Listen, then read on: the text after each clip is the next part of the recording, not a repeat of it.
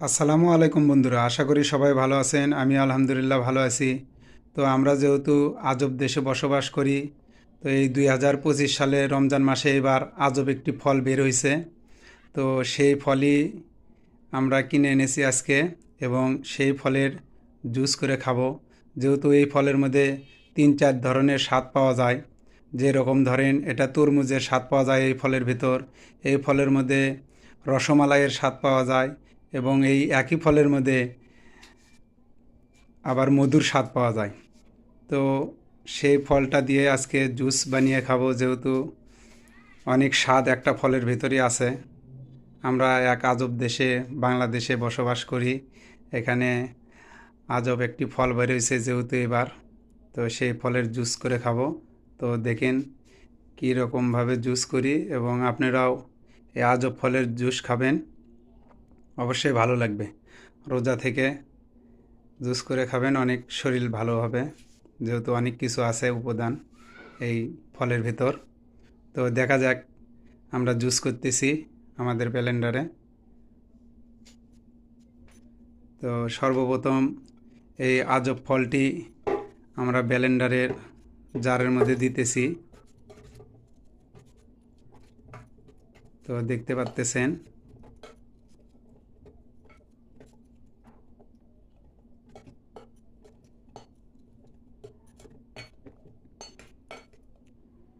তো আজব ফল হলেও এর কিন্তু দাম অনেক কম, মোটামুটি অনেক কম আছে।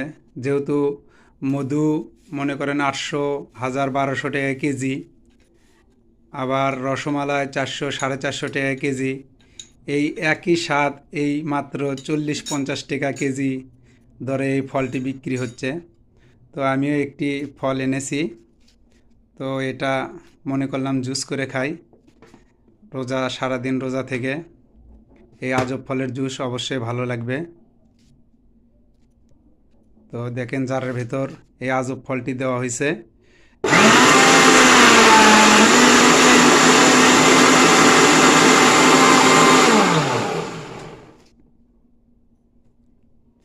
তো দেখতে পারলেন, এই জুসের মধ্যে যেহেতু মধুর স্বাদ আছে, হয়তো মধুর একটু মিষ্টি কমও হতে পারে। এই কারণে আমি একটু চিনি দিয়েছি এই জুসের ভেতর। তো আমাদের নিমিষের মধ্যেই জুসটি করা হয়েছে।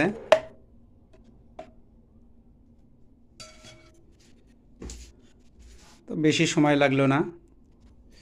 আপনারাও অবশ্যই এই রমজান মাসে